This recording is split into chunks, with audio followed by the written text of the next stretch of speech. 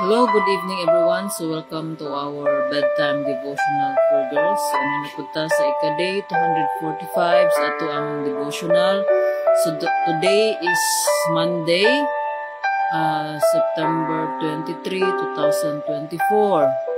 So karon pong adlaw at 3 p.m. So gipahigayon ang family day. So family day or family hour. So alang sa mga naipamilya o katong i-consider nga family. So pasalamat sa Ginoo sa kanunay tungod kay siya maayo, tungod sa iyang pagkamaayo nahimo putang maayo. So tungod kay kita binuhat niya. So karon sa ato ang devotional, so ato ang topic is about sometimes sad. Sometimes sad. Sometimes sad, sometimes happy. So ang word nga na dinhiya is naa sa Matthew chapter 5 verses 3 to 4. So ingon dinhi, those people who know they have great spiritual needs are happy because the kingdom of heaven belongs to them. Those who are sad now are happy because God will comfort them. So sa lain pang version, bulahan ang miila nga sila kabos sa mga butang nga espirituhanon kay maangkon nila ang paghari sa Dios. Bulahan ang nagsubo kay lipayon sila sa Dios. So sometimes happy. So let us pray. Father God in heaven, we thank you for your word. Ikaw makapanalangin ni Lord God. Kami makakaton kung sa maraming mensahe nga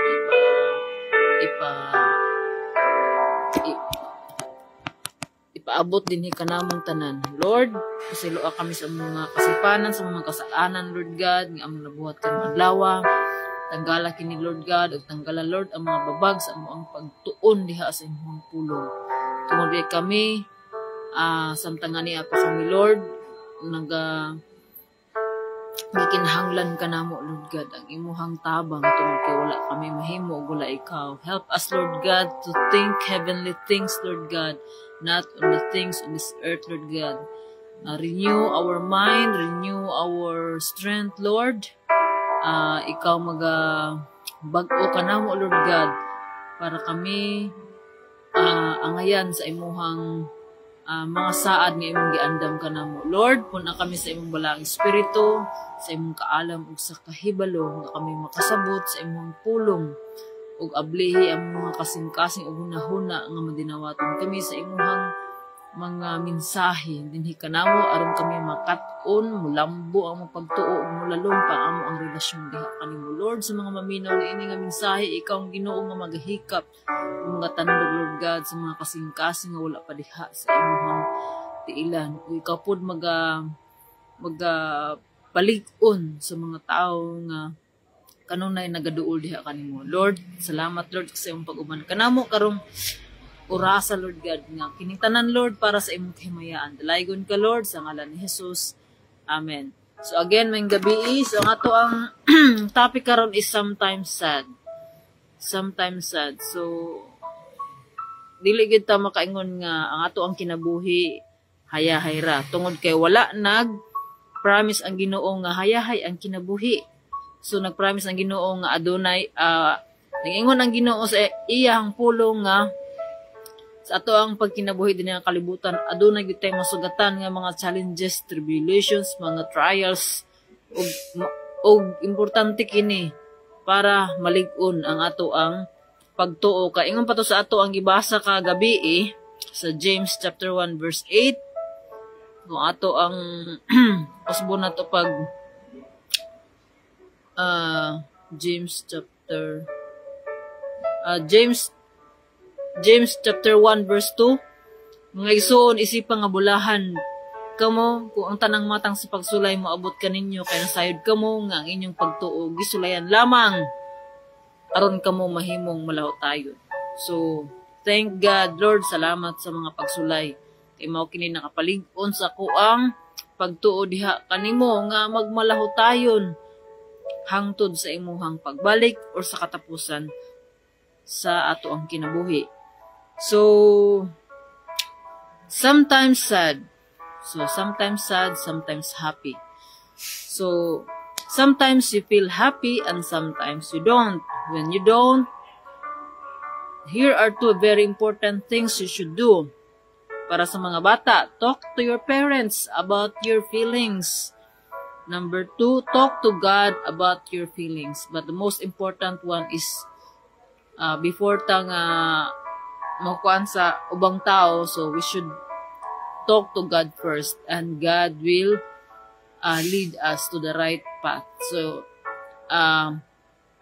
talking sa mga bata, talking with your parents is helpful because your mom and dad understand this. The problems that seems very big to you today probably won't seem so big tomorrow. So mo na importante gayud nga ang kanabitang nay openness sa mga kabataan sa ilang maginikanan kay labi na karong panahon na.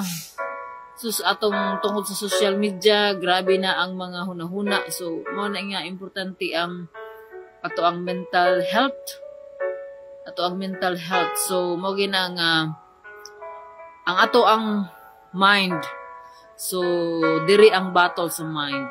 So diri pud ta nga kinsa atong padaugon sa ato ang hunahuna ang maayo ba or dautan.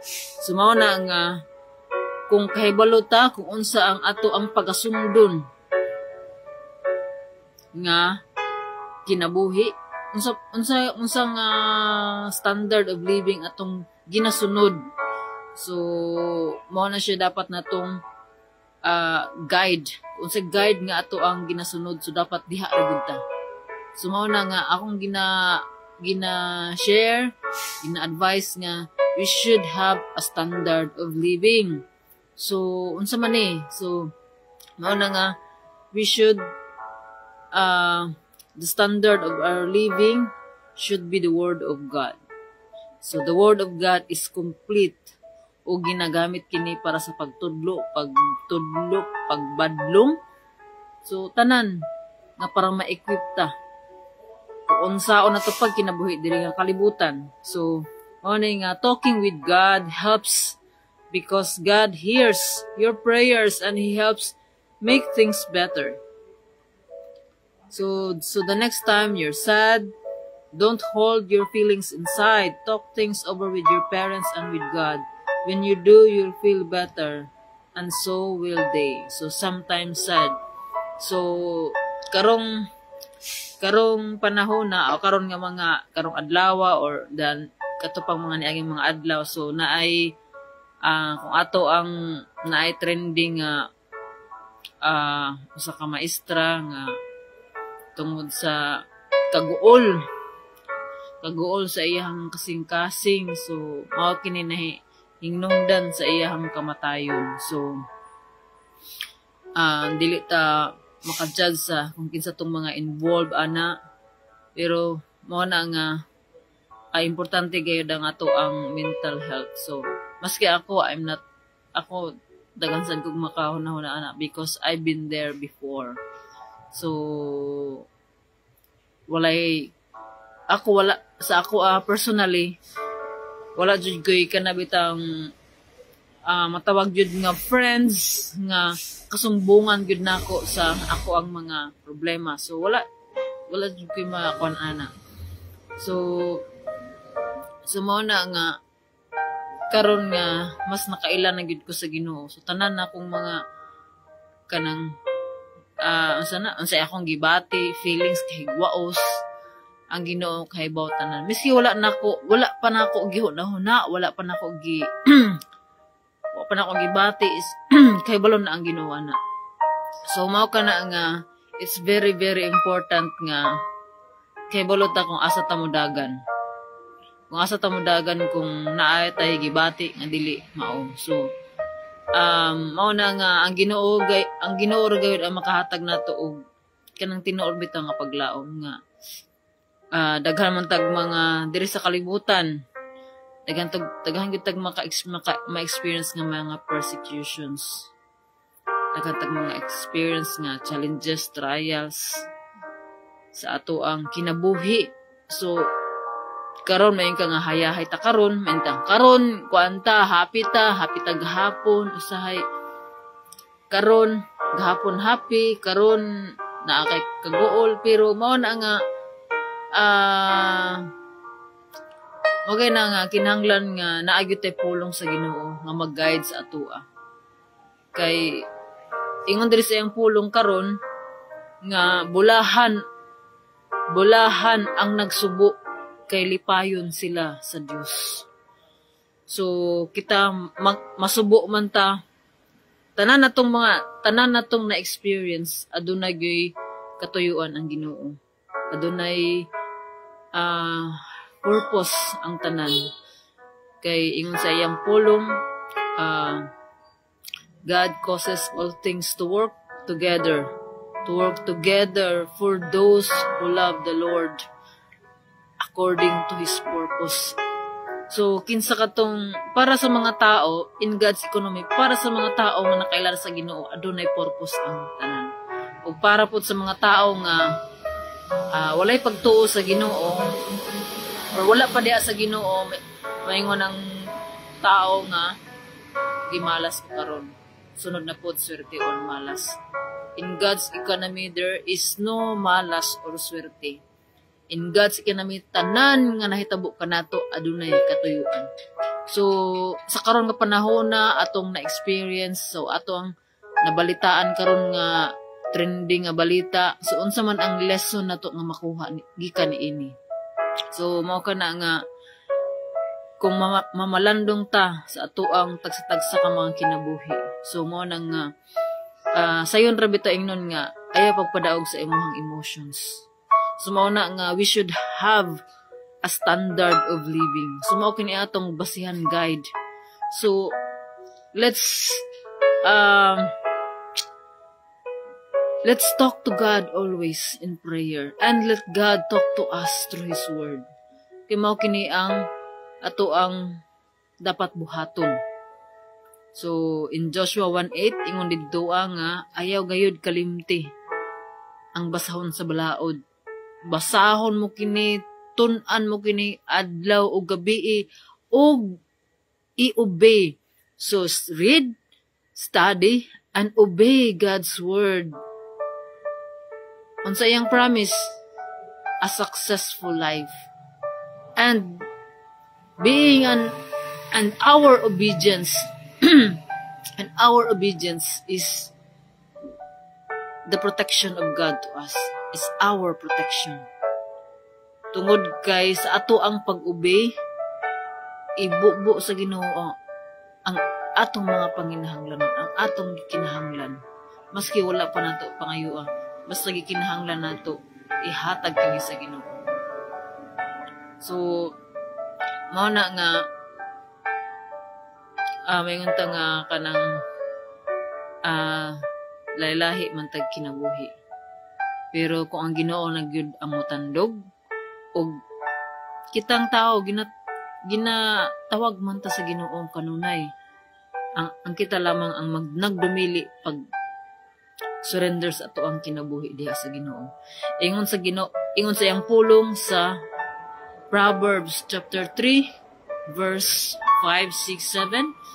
So trust in the Lord with all our heart and do not lean on our own understanding. So meaning, dili tayo mag-agad sa ato ang mga kaugalingong kahibalo.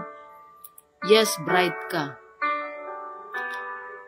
Pero, asa mo na gikan ang atong ka-bright? Gikan ka na sa Ginoo. So lean not on your own understanding. Do not lean on your own understanding. In all your ways, acknowledge Him. Acknowledge God. So, tanan natong pagkabuhaton. Atong ilhon ang Ginoo. Ug siya and He will idirekta sa maayo nga dalan. So, He will direct our paths straight. And sa verse 7, do not be wise on your own eyes. Fear the Lord and turn away from evil. So, mo na siya kung sa na ko life verse. That is the verses that sa bata pa man ko, sa panpa ko, sa in my youth, mao kini nga verse ang nakahatag bitaw nako og pagdasig nga mosalig diha sa Ginoo. Maski wala man ko'y kuan ko nga tao kanang I am loner. Loner. I am a loner. So wala jud ko'y matawag nga friends na kasumbungan na ako because wala ko'y dili ko'y nana tapos dili ko open sa ako ang mga parents, bisis ako ang mga igsuon, so dili mi na naka-open. So mo na nga kana bitang dili pud na siya pud maayo pud nga kuansad kay tungod ang usa ka tao, usa ka anak adto na noon musumbong sa lain nga mga kuan og wata kay balo ko unsa may mga advices nga iyang masugatan. So mo na nga it's very important nga we as kanang parents dapat kay bawta kailata sa atong mga anak. Ako na ko'y anak kambal. So nga bisan kambal sila, lahi sila og mga kanang lahi sila og mga batasan, lahi sila og klase nga feel ana. Para sa usa kanang okay pero para sa usa dili nga nanginana bitaw nga mga kuan. So mo na nga ako naning as parents naning kamot ko to kanang para magampanan ako kung unsa akong role as parents nga kung unsa man ang wala na ako na experience sa ako ang mga parents an openness nga makasulti ko bisag unsa ako naning kamot ko nga sa akong mga anak maka-open sila sa ako. So mao na nga og ato pud ning katunan pud nga to discipline our children is na po na sa pulong sa Ginoo. So we should discipline them while they are young. Ingon pa sa pulong sa Ginoo. Kay madumduman ra nila ini kadako nila. So mao na nga importante gayud ang pagdisiplina. Ang pagbunal sa usa ka bata napo na siya kuan, it's a discipline. Kay kinahanglan na to og disiplina gayud bunal. Pero atong i-follow kung unsa ang giistorya sa pulong sa Ginoo. So mo kana nga as parents, so ang atong mga anak maka-experience sila og mga moments of sadness, moments of happiness. So ato silang i-guide. Ato silang i-bitaw kay di pa magud na sila maka-process silang emotions. So mo na nga pasabton nato sila in layman's term. So naay mga kuan nato nga dili pa sila kasabot pero ang mga bata karon lahi na gayud. So mo na nga master na mo basa. Magay na nga action speaks louder than words. So kung saan at ilang nakatunan sa ato as mangginikanan, ilang nakit-an, kung sa ilang nakit-an, so mao na ang ilang pagkasundon dili ang ato ang istorya. So mao nga na maningkamot as parents maningkamot nga magsunod ta sa pulong sa Ginoo kung unsa ang sakto. Dili nga what feels right. Because what feels right may be right in our own eyes, but unsa ang sulti sa pulong sa Ginoo mao na siya ang insakto. So mao kana nga ginahanglan nga we should abide in God.